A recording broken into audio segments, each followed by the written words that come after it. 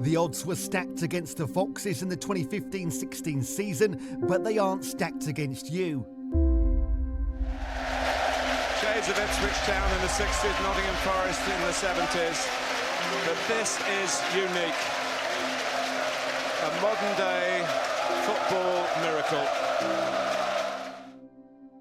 No external factors are stopping you from smashing the subscribe button and ringing the bell for notifications so you can enjoy more football content. Also, comment where this team ranks among the greatest Premier League teams and are they the greatest underdogs of all time. Now, roll the video. 5,000 to 1. Those were the odds for Leicester City, this club in the Midlands, to win their Premier League title in the 2015-16 season, the lowest of any team in the division that year, and some of the worst odds ever given to a Premier League club. In simpler terms, Leicester City were predicted to get relegated that season, and if anyone was dumb enough to bet on them winning the title, they probably had a house in Paris and a personal yacht. It feels strange talking about this season, looking at the current state of Leicester City. Financially, they're struggling, although doing well in the Championship. It's likely they might find themselves in another relegation scrap if they got promoted back to the Premier League. It's pretty unbelievable that less than a decade ago, they lifted the English top-flight crown. This is one of those moments in football history where you had to be there, you had to witness it happening, or you'd not believe it could actually happen. But let's do it. Let's go back to the 2015-16 season where the Premier League table turned upside down and Claudio Ranieri's men did the impossible. Before we get into the season that defied reality, we need to get some background on where Leicester City were before the season started, and to do that, we need to look at their run in the season before. The 2014-15 season was a rocky one for the Foxes. After securing promotion to the English top flight, they spent most of the season rock bottom of the division, but thanks to Nigel Pearson, they went on a winning run that helped them secure a 14th place finish, comfortably above the relegation zone where they spent 2/3 of the season. This made them only the second team to avoid relegation when being bottom of the table at Christmas, the other being West Brom in 2004-05. As an aside, I've always felt like the Great Escape has been overshadowed by the miracle that came the next season. Winning the league was a spectacle, but I think that this moment was iconic in itself and is worthy of its own short video. Leonardo Aloa was the striker who pulled off the goals for them this season, but the star man was Argentine midfield legend Cambiasso, who won the club's Player of the Year. So, people weren't wrong for believing the Foxes had no chances when not only the manager who would help them create the Great Escape, but the player most important in it weren't at the King Power Stadium that next season. Leicester City's ride to the 2015-16 season triumph was as bumpy as humanly possible. It all started when the club went on tour in Thailand, the home country of the club's owners, and got into a scandal. A video went out of the Leicester players, including the son of then manager Nigel Pearson, James Pearson, having an orgy with a Thai woman and calling them racial slurs. Not only did this put them in a precarious position with the English press, but it enraged the club's owners, who promptly fired James and weeks later his dad Nigel.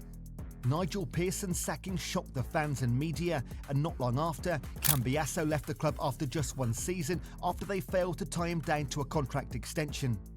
The club brought in Italian manager Claudio Ranieri, a big footballing name who had managed in the Premier League before but was on a downward trend, having been fired from the Greek national team after failing to get them into Euro 2016.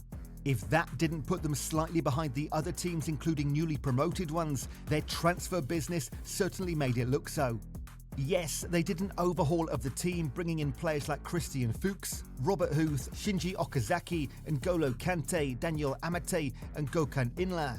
But none of these were household names like Cambiasso was the season before.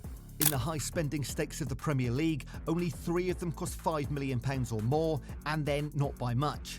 They brought in Nathan Dyer on loan from Swansea, who was a proven commodity, but still needed more to give them a fighting chance of survival. Regardless of all this, 5,000 to 1 odds still seemed ridiculous. For sure, they were relegation candidates, but no more so than Norwich City or AFC Bournemouth, who were making their league debut. Still, they were underdogs that had the deck stacked against them, but ultimately they delivered. Leicester began the season with an absolute bang, beating eventual relegated team Sunderland 4-2 thanks to a brace by Riyad Mahrez and goals by Jamie Vardy and Mark Albrighton. They stayed unbeaten in August and carried that momentum into September. Their first loss came at home against Arsenal, where a Vardy brace couldn't save them from a 5-2 humiliation.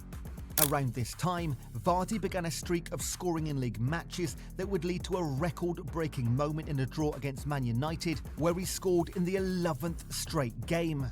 Coincidentally, he broke the record formerly held by United legend Ruud van Nistelrooy. Kante, who had been dominating the midfield, scored his only goal for the Foxes against Watford.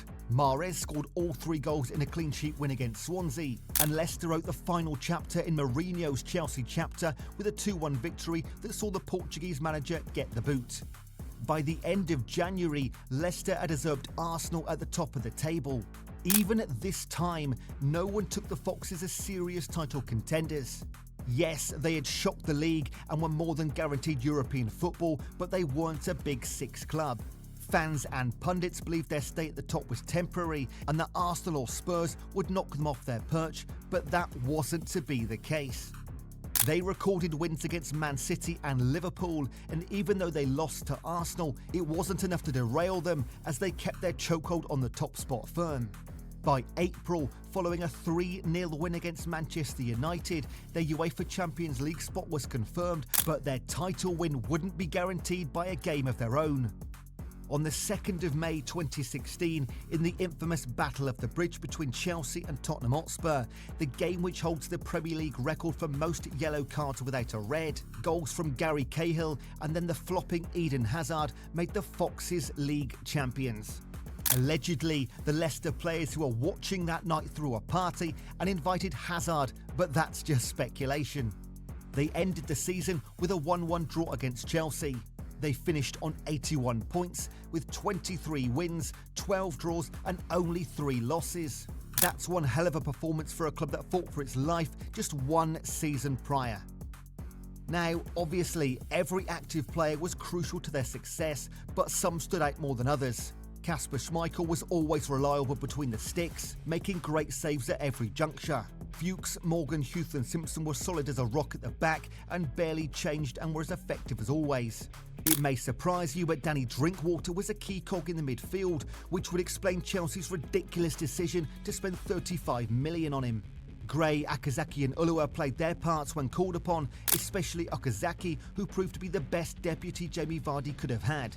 However, the big trio was N'Golo Kante, Riyad Mahrez and Jamie Vardy. These 3, along with Wes Morgan, made the PFA Team of the Year.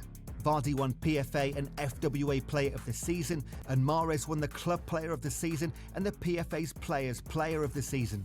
Ranieri, understandably, won the Manager of the Season. And wrapping it up, Vardy and Mahrez racked up 41 goals combined in the season. As I said at the start of this video, this season feels like a relic, like a moment in the distant history pages for anyone who didn't witness it.